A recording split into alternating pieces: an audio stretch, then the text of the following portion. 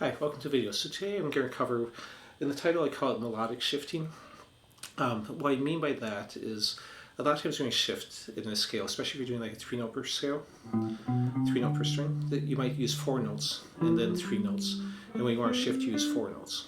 So what I'm going to do on this is take a cue from pentatonic scales. In pentatonic, I think it sounds more melodic if you just play a scale by itself than if you play like the natural minor. Because if I play natural minor, it's all whole steps and half steps, so it sounds very scale-like. There's not any contrast within it. Pentatonic, by comparison, has minor thirds mixed with whole steps. So if I start on any of the 5 notes, 4 of those have either a whole step and minor third, a minor third and a whole step. The only one that doesn't is if you start on C and then it's got 2 whole steps. So if I take that minor third and then a whole step, or the whole step and minor third, it gives you kind of a nice shift position that still covers the same distance as the 4 notes, I think a little bit more melodically. So what I'm going to do is I then took and applied that to your 7-note scales, which will also then give me whole steps, half steps and major thirds, or whole step and major third, along with the whole step and minor thirds. So first I'm going to play a lick. In this lick I wrote for this video, I incorporated 10 of those shifts within the lick. So it kind of has a lot of the same idea crammed in, but I tried to still make it sound interesting and not just like an exercise. Then I'll go ahead and show you a couple actual exercises to get better with the shifting.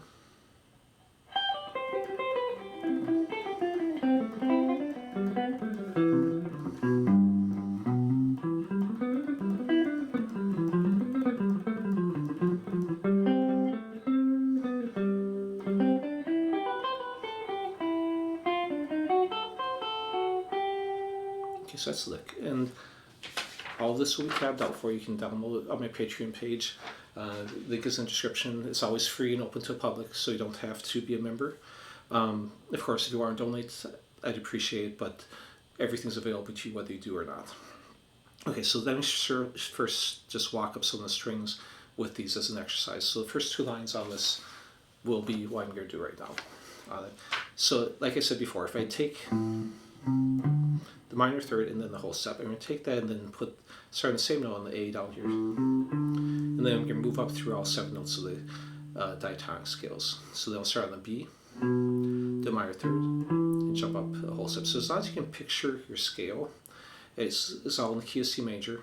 You know, all you have to do is think, when I'm going up a third, I'm going to skip the 2nd note. So I'm going 1, 2, 3, 4. I'm skipping the 2nd note and playing the 1st, 3rd, and 4th of those 4 notes. Starting with C, so major third. Now fingering wise, you can do what you want. It kind of depends if you're coming back for the next note or going forward, what fingering I'd use. So you could shift that, or shift to your 2nd and 4th finger for that. Sorry, I did that wrong. I did the half step and then the minor third, so right now we're doing the minor third first. So I'm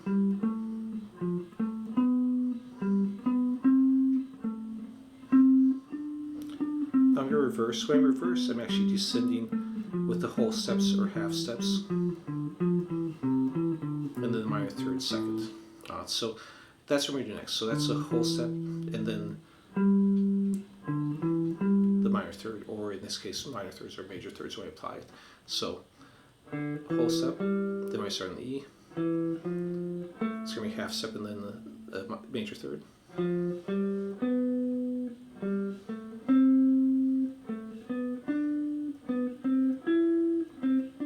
And on any of these, you can shift on these, and coming back will be the reverse. So if I just follow the same pattern, it will now be the thirds first when descending. Sometimes I'll slide on the whole step or half step. Sometimes I'll use separate fingers. It kind of just depends on what sound you want and what you're doing next. Okay, so that's moving across those 2 strings.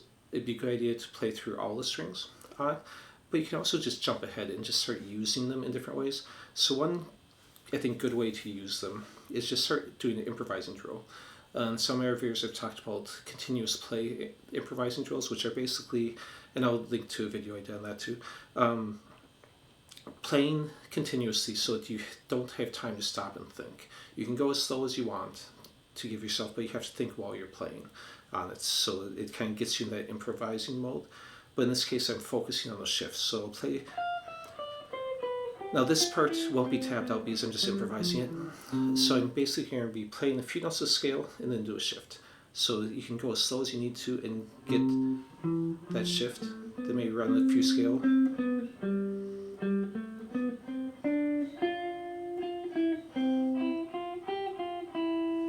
And you can just kind of move around and get comfortable with it. Going as slow as you want, finding, oh, I like the sound of maybe that one, then okay, find a different one, and you can do that. Now I'll go ahead and run through the lick. So this has a bunch of ideas within it. So I'm starting, and I wrote down on this the names of the arpeggios I'm using when I'm using them. These, when you start stacking a couple of these shifts together, they can become arpeggios. In fact, even by themselves, you can kind of think of them as arpeggio. Because if I do like right here, see how it kind of has a sound of it? And the reason for that is because right now I'm starting on a G note. If I think of that A, the second note, as my root, then this is my flat 7 or minor 7, going to root, going to minor 3rd, which actually gives you all the notes you really need for a minor 7 arpeggio. Because you can leave off the 5th and it still has all the important elements. In fact, I did a video on that too, which I'll link in there too. So, for example, if I want to do a C major arpeggio, major 7 arpeggio without the 5th, it'd sound like that, or A minor without the 5th, it'd sound like that. So that's kind of what you're doing here. I'm playing, if I think that second note is the root, I'm playing an A minor 7 without the 5th. Okay, so, and you could think of the first note or third note as roots too and get different possibilities. I'll probably in the future, if you guys are interested, I'll do a video purely on combining these together to create 3-note per string arpeggios. So let's get back into this. So the first arpeggio on the lick I did was a G sus4. Then I do that shift. At this point I'm going to C major. A minor here. Here I'm just doing 2 notes on this so I can do my economy picking and go downs right back into ups. And this is basically a G7 arpeggio at that point. Now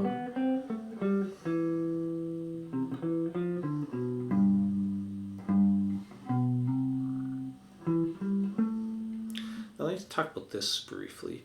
So if I combine these together, I could think of this as in G. A lot of this is centering on G. You know, I've got the G7s here, I've got the G sus4 there.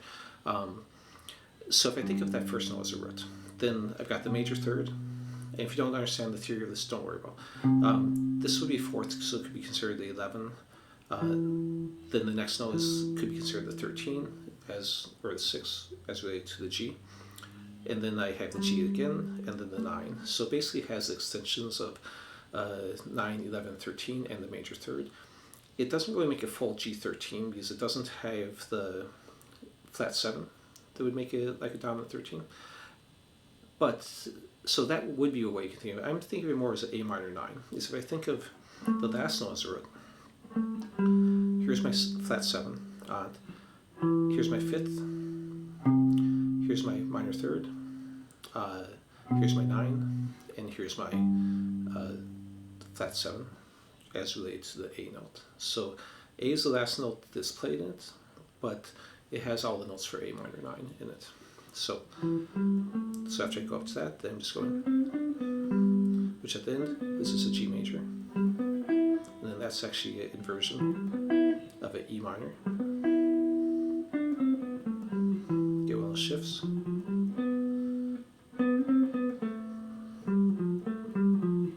Get another shift there. There. I'm going to C major inversion.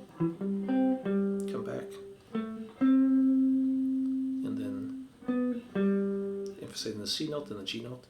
At this point, I'm basically still playing just a C major. It's C major 9 or C major 7. So this would be a fifth of C. Actually, I use my third finger, so I would be able to sweep this next.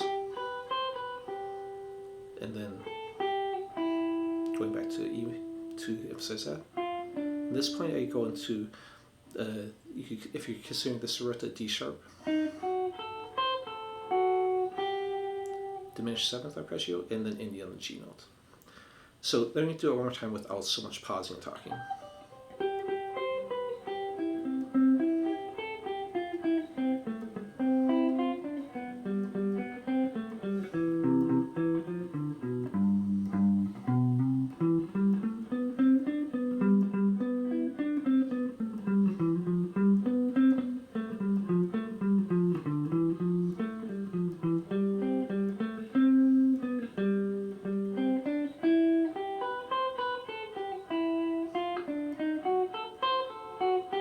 So obviously, when it's going slow, there's just playing evenly. I wasn't putting the emphasis as much as I would if I was doing it in more of a musical way. But anyways, you get the idea of that. So again, all this is on my Patreon page. You can take a look at here in case you don't want to go there, so you can get an idea of it. And if you have any questions on this, please leave a comment. But use these just as playing your scale, like in that lick. It's a good way to just jump into another position and then you can go right back into your scales from that position.